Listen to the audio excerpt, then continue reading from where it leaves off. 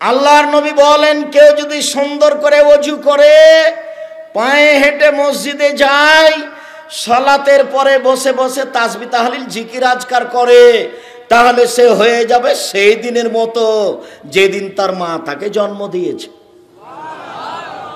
আব্দুর রাজ্জাক সাহেব, এটাও ভারী হলো, তাহলে এর চেয়ে সহজ করি।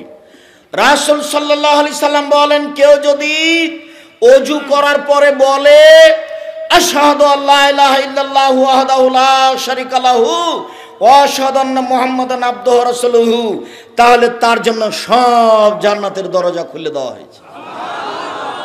হ্যাঁ, এইটা সহজ, ঠিক হয়েছে, এবার ঠিক হয়েছে, এইটা সহজ। তো আমরা যে মসজিদে মক্তবে মুখস্থ করেছি, আমরা মুখস্থ করেছি।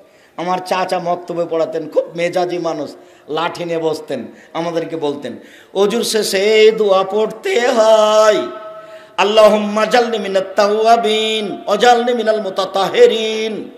আল্লাহ, তুমি আমাদেরকে তওবাকারীর মধ্যে করো, তুমি আমাকে তওবাকারীদের মধ্যে করো, তুমি আমাকে পবিত্র ব্যক্তিদের মাঝে করো। এই দোয়া পড়লে নেকি হবে, তবে কি নেকি হবে এই কথা মুহাম্মদ সাল্লাল্লাহু আলাইহি ওয়াসাল্লাম বলেননি। তবে কেউ যদি ওযু শেষে বলে আশহাদু আল্লা ইলাহা ইল্লাল্লাহু ওয়াহদাহু লা শারীকা লাহু ওয়া আশহাদু আন্না মুহাম্মাদান আবদুহু ওয়া রাসূলুহু, তাহলে জান্নাতের সব দরজা খুলে গেছে। যান, যেখান দিয়ে যাবেন যান। আব্দুর রাজ্জাক সাহেব আর আলোচনাতে বলছিলেন যে দরজা আকাশের খুলে, ও দরজা আকাশের খুলে ওটা অন্য ব্যাপার। দিন 12টার পরপরই আকাশের সব দরজা খুলে দেওয়া হয়।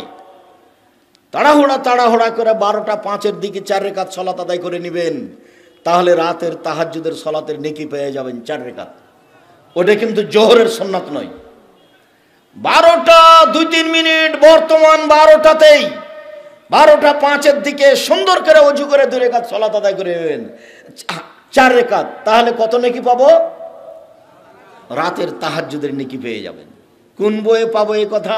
উপদেশ, এদেশে একটা বই আছে উপদেশ, নাম শুনেছেন কোনদিন? ফাঁকি দিয়েন না জানি নিজেকে, ফাঁকি দিয়ে কি হবে বলেন? আব্দুর রাজ্জাক সাহেবের আইনে রাসূল বইটা পড়লাম না, উপদেশ বইটা পড়লাম না, আপনি আমাকে যে ভালোবাসা দেখিয়ে মাঠ ভর্তি হয়ে মানুষ বসে আছেন, ওই কথা বইও আছে, একটু পড়বেন। মাসিক আল ইতিসাম পত্রিকা সবাই নিয়ে যাবেন ইনশাআল্লাহ। 20, 25, 30 টাকা কোনো বড় কথা নয়। আপনি যদি নিয়ে না যান, 30 টাকা যদি না থাকে কারো কাছে নেন, যেতে যেতে তো খরচ হয়েই যাবে।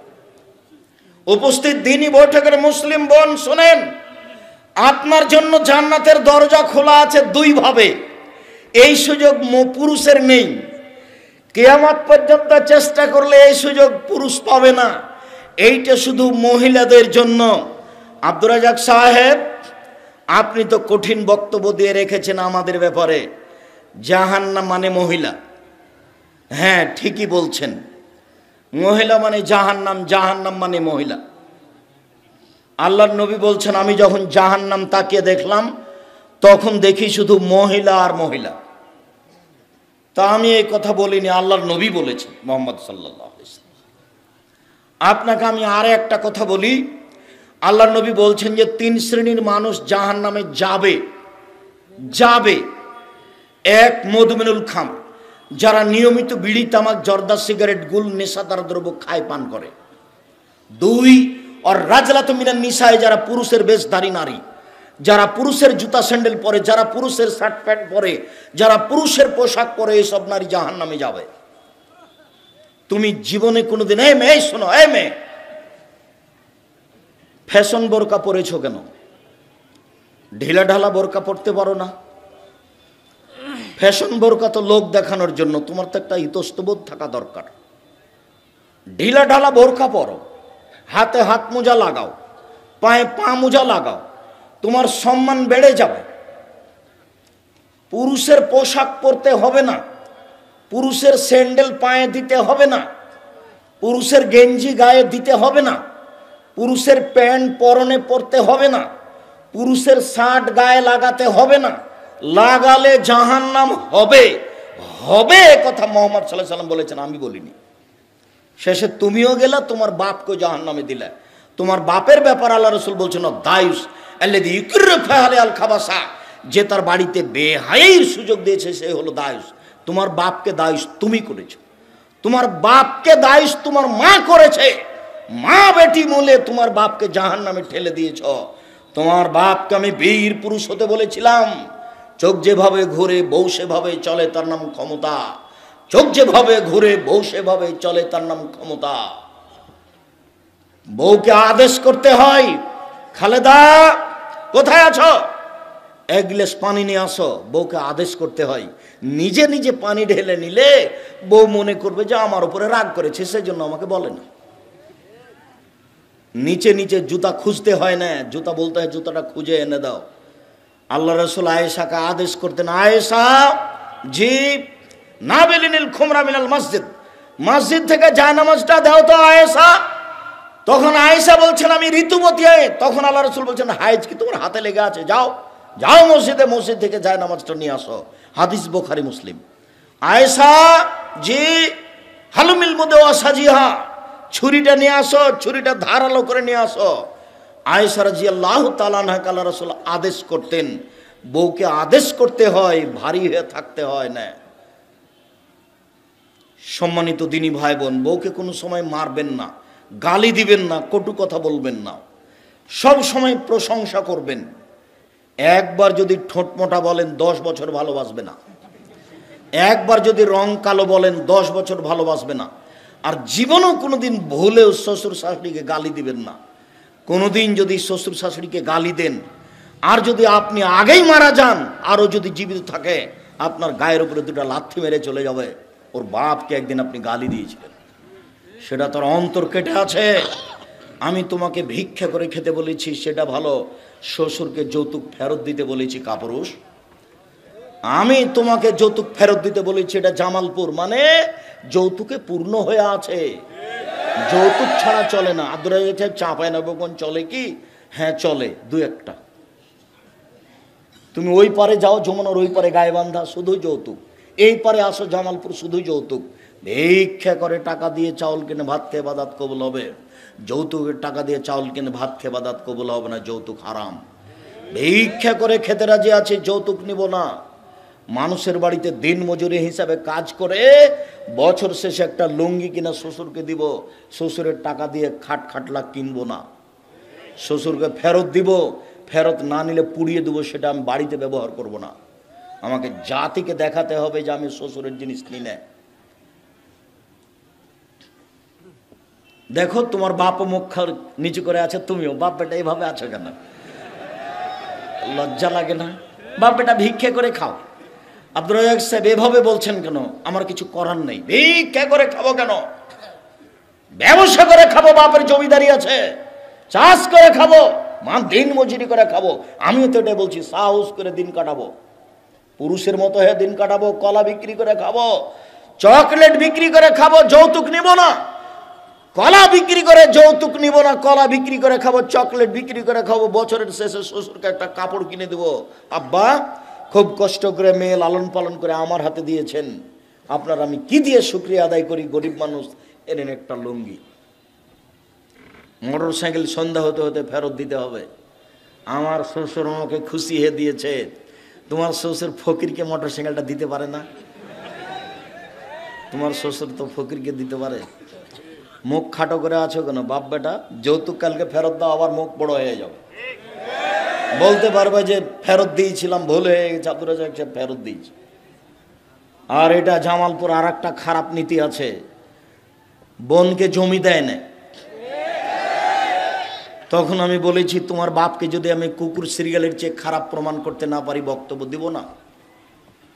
তোমাকে এই কথা বলেছি, তোমার দাদা মারা গেছে, তোমার বাপ জমি নিবে সকালে আর তোমার ফুফু নিবে বিকালে, এরকম নয় একসাথেই। সকাল বিকাল প্রমাণ করতে পারো না, সেখানে 10 বছর হলো তোমার দাদা মরা, এখনো জমি তোমার বাপ ভোগ করে। তোমার বাপ শিক্ষিত মানুষ কে বলেছে? তোমার বাপ ভালো মানুষ কে বলেছে? এটা আমি তো কোনোদিন বলিনি, আমার জীবনে আমি কোনোদিন এভাবে বক্তব্য দিইনি। আমার তুই যদি আমাকে বলো আব্দুর রাজ্জাক সাহেব আপনার নাকি বাপ বেঁচে নাই, জি আমি মাটি দিয়ে এসে আগে জমি ভাগ করেছি, তারপরে ভাত খেয়েছি। যদি আমি তো এক একটু জমি চিনি, আমার বোনের স্বামীরা করে, আমার ছোট ভাই জমি চিনে না। ও বরিশাল মডেল কলেজের শিক্ষক, ও জমি সব দেখেনি। তা আমরা তো বেঁচে আছি, আমাদের তো দিন কাটে। মন মানুষের তো একটু বড় করেন। ও তো আপনার বোন, ও তো আপনার বাপের মেয়ে। আপনার এই জমির উপরে আপনার এভাবে লোভ হলো কেন? এটা তো হারাম। আপনার ইমানি কাজ করবে, বোনেরাকে ডেকে বলতে হবে, বোন আপনারা বলো তোমরা কোনটা নিবে। এতটুক বোনেদের বলা উচিত যে ভাই এটা বাপের ভিটে, আমরা তো শ্বশুর বাড়ি চলে গেছি, ভিটা বাদ দিয়ে তুমি জমি ভাগ করো, যেভাবে করো করো। তুমি যদি মনে করো যে ভিটাটার সব বাবদ আমাদেরকে আবাদি জমি এক কাঠা বেশি দিয়ে দিবা, তো সেটা দিতে পারো। ভিটে নিয়ে আমরা পিড়াপিড়ি করতে চাই না, কেন আমরা এই ভিটাতে এসে বসবাস করব না। আল্লাহ আমাদের দিয়েছে, স্বামী দিয়েছে, আমরা করি খাই থাকি। এটা বোন বলতে পারে, শতবার বলতে পারে, বলাই ভালো। কিন্তু জমি ভাগ হতে দেরি হলো কেন? তা হবে কেন? আগামীকাল সন্ধ্যা হতে হতে, ফজর হতে হতে, সন্ধ্যা হতে হতে জমি ভাগ হয়ে যায়। সম্মানিত দিনী ভাই বোন, শেষের দিকে এসে বলছি, রাসূল সাল্লাল্লাহু আলাইহি সাল্লাম বলছেন যে লাইসা শাইউন ইনদাল্লাহি আকরামু ইনদাল্লাহি আকরামু মিনাস সাওয়াল। চাওয়ার চেয়ে আল্লাহর কাছে কোনো কাজ ভালো নেই। আল্লাহর কাছে সবচেয়ে প্রিয় কাজ হচ্ছে চাওয়া। ওর কাছে চাইবেন যত, তিনি তত খুশি হবেন। চায় না যে তার উপরে তিনি অসন্তুষ্ট হন। রাসূল সাল্লাল্লাহু আলাইহি সাল্লাম বলেন, পৃথিবীর মানুষ মনে রেখো, ইন্নাদ দীনা ইসরুন, দিন হচ্ছে সহজ। লা ইশাদ্দাদ দীনা ইল্লা গালাবাহু, কেউ যেন দিনকে শক্ত করতে না চায়, এক রাতে এই কোরআন মাজিদ পড়তে না চায়, নইলে দিন তার উপরে জয় হয়ে যাবে। অতএব সাদ্দেদু, মধ্যম পন্থা অবলম্বন করো। দুই, কারেবু, পরিমিত ভাবে ইবাদত করো। তিন, অবসেরু, পরস্পরে সাহায্য করো, রাতে উঠতে বলো। চার, ওয়াস্তাইনু বিল গুদওয়াতি ওয়াল আসাল ওয়া শাই মিনাদ দুলজা, সকালে চাও, বিকালে চাও, রাতের অন্ধকারে চাও, সূর্য ডুবার আগে চাও, সূর্য ওঠার আগে চাও, রাতের গভীরতায় চাও। এইটা রাত 1টার পর থেকে নিয়ে ফজরের আজান পর্যন্ত, 2টার পর থেকে নিয়ে ফজরের আজান পর্যন্ত, 3টার পর থেকে নিয়ে ফজরের আজান পর্যন্ত অন্তত 2 রাকাত সালাত আদায় করে আল্লাহর কাছে মনের ভাব প্রকাশ করুন। হাত তুলে দোয়া করলে আল্লাহ ফেরত দেন না, লজ্জাবোধ মনে করেন। আরেকটা দোয়া পড়ে যদি দোয়া করেন, তার নাম ইসমে আজম। এ দোয়া, আল্লাহুম্মা ইন্নী আসআলুকা বিআন্নাকা আনতাল্লাহ লা ইলাহা ইল্লা আনতাল আহাদুস সামাদুল্লাযী লাম ইয়ালিদ ওয়া লাম ইউলাদ ওয়া লাম ইয়াকুল লাহু কুফুয়ান আহাদ। দুয়ার বইয়ে দেওয়া আছে, এর নাম ইসমে আজম। ইসমে আজম আগে পড়বেন, তারপরে দুরুদ পড়বেন, তারপরে নিজেরটা বলবেন যে আমার একটা গাড়ির ব্যবস্থা করে দাও, বা বলবেন আমার ছেলেটাকে মানুষ করে দাও, বা আমার একটা বাড়ির ব্যবস্থা করে দাও। যেইটা প্রয়োজন সেটা আপনি বলবেন। এটা হলো বলার পদ্ধতি। আবার একটু এক মুখে, এই ছেলে আমি দোয়া পড়ি, তারপরে উঠো। আর তো আমার জরুরি আর একটা কথা আছে। আপনার এই মাসিক আল ইতেসাম পত্রিকা, অন্যান্য বই তো আছেই। যেই প্রোগ্রাম 13-14 জানুয়ারি আপনাদের বড় প্রতিষ্ঠানে করতে চেয়েছিলাম, সেটা স্থগিত করা হয়েছিল, সেটা তো জানেন। জামিয়া সালাফিয়া ডাঙ্গিপাড়া পবা, রাজশাহী। এটা হলো 3-4 মার্চ, ঢাকা।